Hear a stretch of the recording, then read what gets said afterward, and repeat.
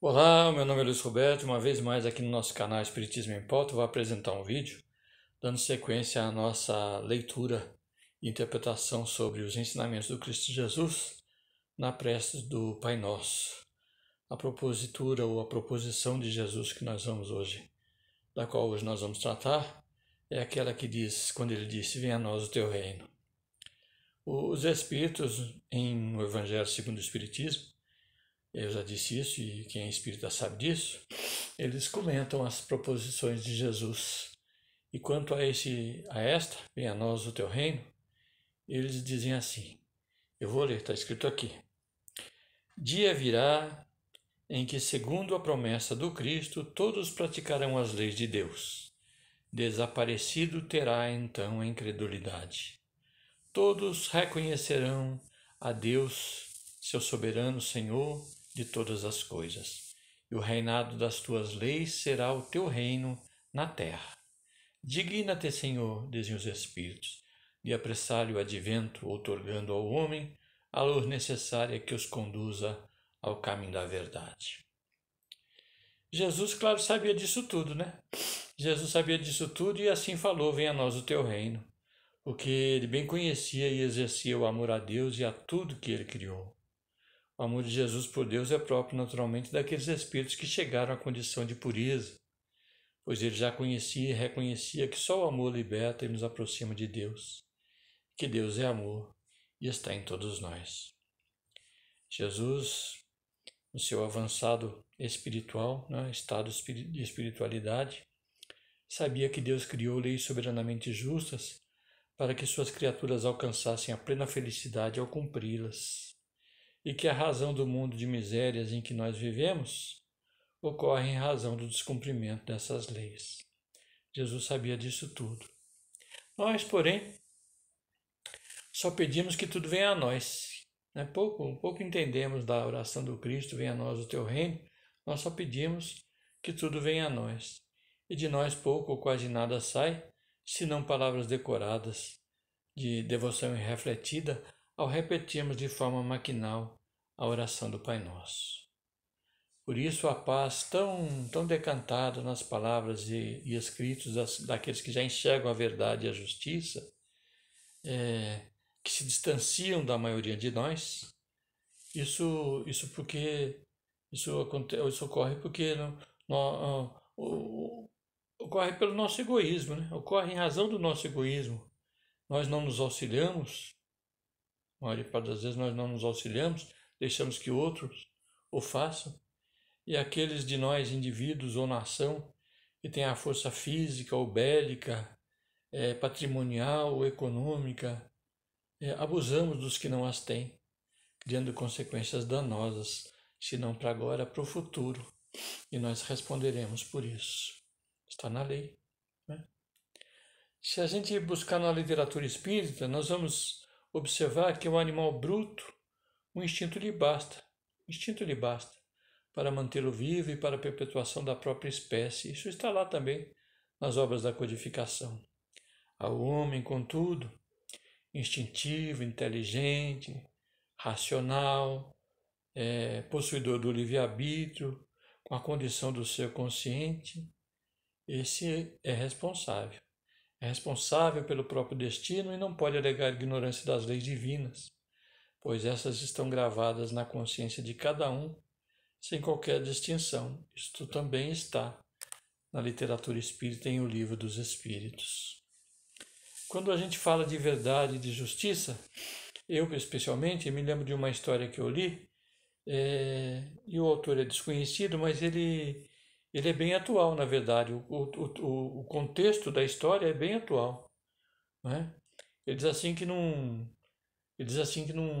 reino esquecido pelo tempo, assim que ele fala, esquecido pelo tempo, os mais simples quase sempre sofriam com a maldade dos poderosos.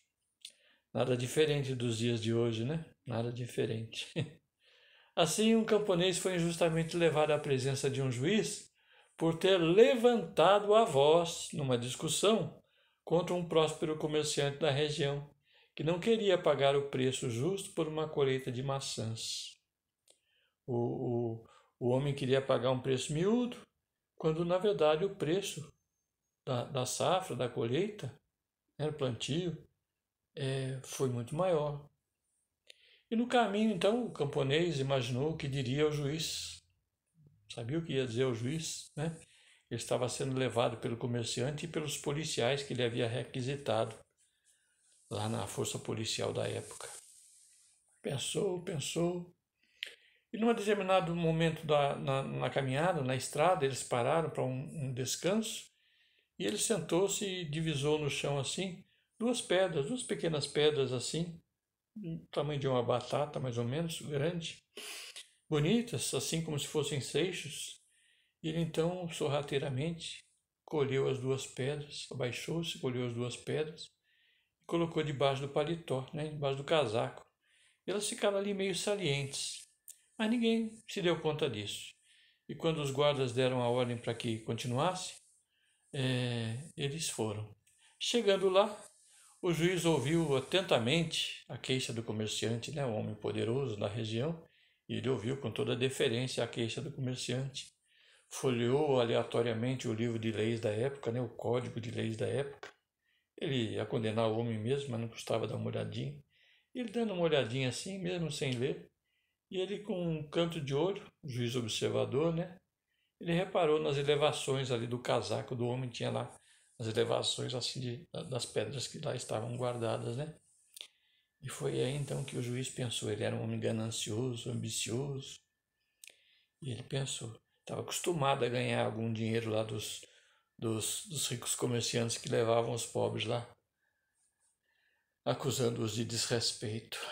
Então ele pensou, esse homem aí, ele deve ter trazido todas as suas economias para não perder a sua liberdade. Deve estar disposto a dar tudo que ele tem, né? E quem vai receber seria eu, por certeza. Então eu vou surpreendê-lo. Assim ele vai ficar muito grato para mim, vai comigo, né? E vai me entregar de coração sua pequena fortuna. E não poderá, e nem ninguém poderá dizer que ele me subornou, né? Assim pensando, assim ele fez.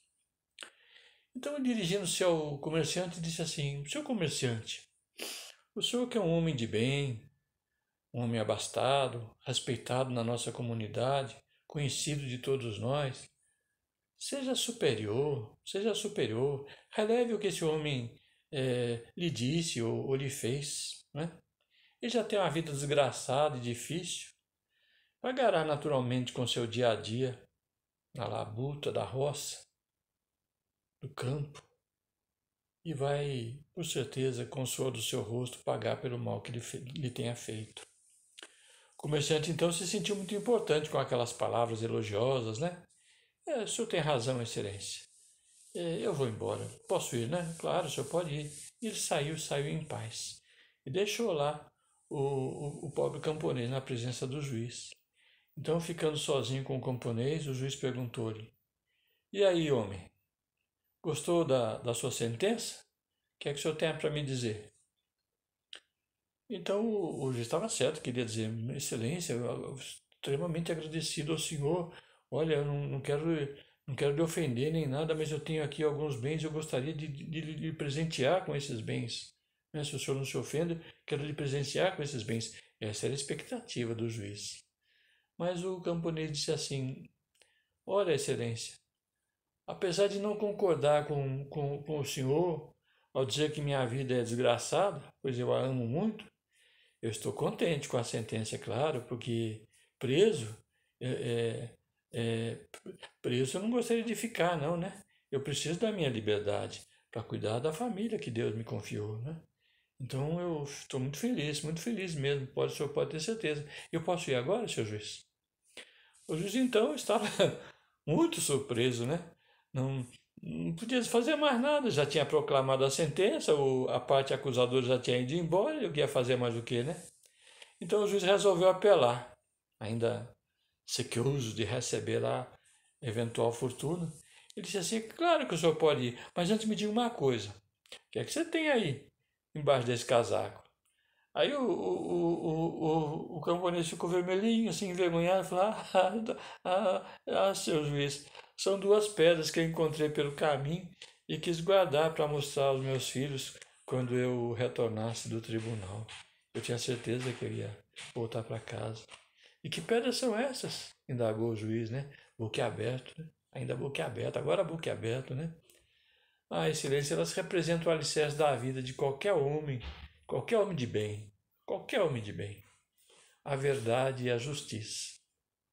Como eu sabia que não tinha faltado com a verdade com aquele comerciante, quando eu disse o justo preço da colheita de maçãs, a justiça, por certo, não me faltaria, como de fato não me faltou, e o Senhor me libertou, pelo que eu sou muito grato. Aí não teve jeito, né? O juiz falou, tá bom, vai, então pode ir, pode ir. E ele foi embora, todo feliz, né? Para contar aos filhos que valia a pena viver sob a égide da verdade, que a justiça não falta a quem anda com a verdade. Isso me leva a deixar uma pergunta para quem quiser responder naturalmente, né? Em que consiste, afinal, o reino de Deus evocado pelo Cristo Jesus ao dizer, venha a nós o teu reino? Em que consiste? Comente aí. Se você quiser comentar naturalmente, compartilhe. Compartilhamento é bom para o canal. Inscreva-se no canal caso você não seja inscrito. E vamos adiante.